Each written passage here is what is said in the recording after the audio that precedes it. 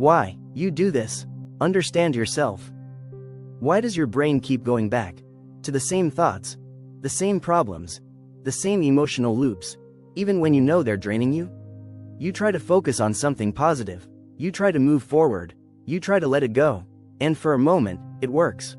You feel a bit lighter, a bit clearer. But then, your mind pulls you back.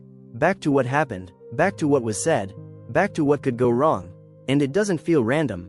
It feels automatic, like your attention gets hooked without you choosing it. And the strangest part is this.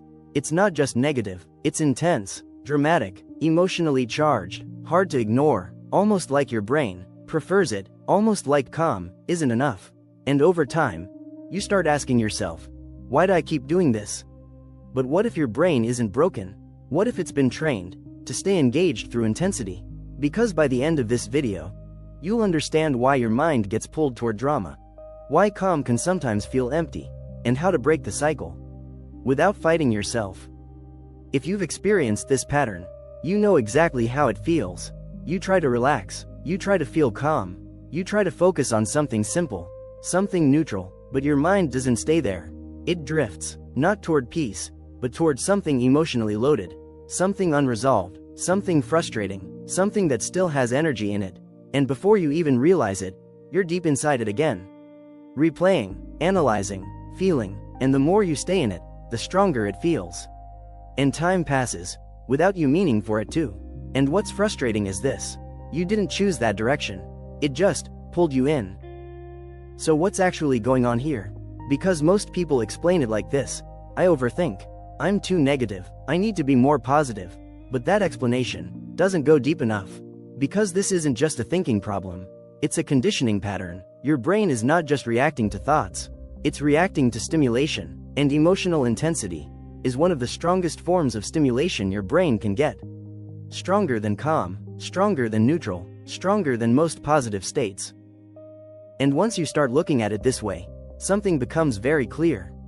Your brain doesn't prefer positive or negative. It prefers engaging. And what's more engaging than calm? Intensity, conflict, uncertainty, drama, things that feel unresolved, things that feel important, things that feel like they need your attention right now. And your brain is wired to follow that signal. So your brain isn't addicted to negativity.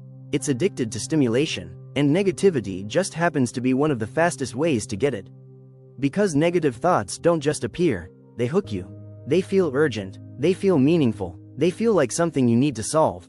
And that's what makes them so powerful. Because your brain isn't asking, is this good for me? It's asking, is this engaging? And negativity almost always wins that test. Because it creates tension, and tension demands attention. And here's where it goes deeper. And this is where things get even more interesting. Because the more you engage with those thoughts, the more your brain learns. This is important. This is where we focus. This is what we return to. So over time, it becomes automatic. Your brain starts scanning for problems, looking for tension, looking for what's missing, looking for what could go wrong. Because that's what it has learned. Keeps you engaged. And this is where most people get stuck, without even realizing it. Because calm doesn't feel wrong. It just doesn't feel enough. It doesn't stimulate your brain the same way. It doesn't demand attention. It doesn't create urgency. It doesn't pull you in. So your system starts searching for something stronger, something sharper, something that gives you that familiar sense of engagement. And without noticing it, you go back to intensity. Not because you want to feel bad, but because your brain has learned. This is where things feel alive. And your experience inside this pattern follows a very specific loop. And this next part is what most people completely miss. Because it doesn't look like a problem at all. You notice something negative, your attention locks onto it. You start thinking about it, analyzing it, feeling it, and the more you engage, the more real it feels. The more important it feels. The harder it becomes to leave. Until it feels like you can't let it go. This is how the loop builds. First, your attention locks onto something. And that creates intensity. And that intensity pulls you into engagement.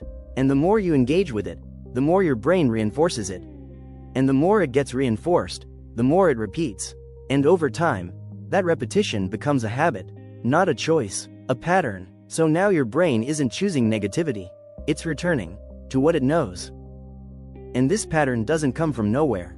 It builds over time. If your environment required you to stay alert, to read situations, to anticipate problems, your brain adapted.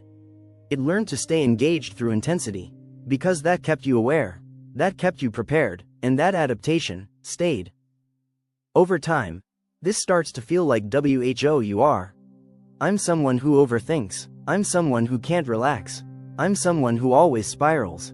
But that identity is not the cause. It's the result of repetition, the result of what your brain practiced over and over again. And this is why it feels so hard to break. Because it's not just mental, it's neurological. Your brain expects stimulation, and when it doesn't get it, it creates it. Through thoughts, through scenarios, through imagined problems, just to stay engaged. But once you understand this, something shifts. You stop seeing yourself as the problem, and you start seeing the pattern, and that alone creates space. Because now you're not lost inside it, you're observing it.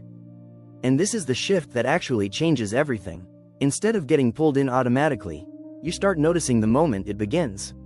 The shift, the hook, the pull, that first moment, where your attention locks in, and that awareness gives you a choice, not to fight it, but to not follow it. Here's how you actually break this pattern. You don't try to stop thinking. You don't try to be positive. You change what you engage with. When you feel that pull toward intensity, you pause, not to analyze it, but to interrupt it. And instead of feeding it, you redirect your attention to something real. Your breath, your body, your surroundings, something simple, something stable, something that doesn't pull you deeper. And you stay there, just long enough for the intensity to pass. Because that's the key, not control, not suppression, but disengagement. And over time, your brain learns something new. This is safe. This is enough. I don't need intensity to stay engaged. And that's how the pattern weakens. So the next time your mind pulls you into something negative, pause. Not to fight it, but to notice it. Ask yourself, is this actually important, or is this just engaging? Because those are not the same thing. And once you start seeing that difference, you stop getting pulled into every loop. And you start choosing where your attention goes. And here's something I want you to really think about. What would your life feel like if your mind didn't need drama to feel alive?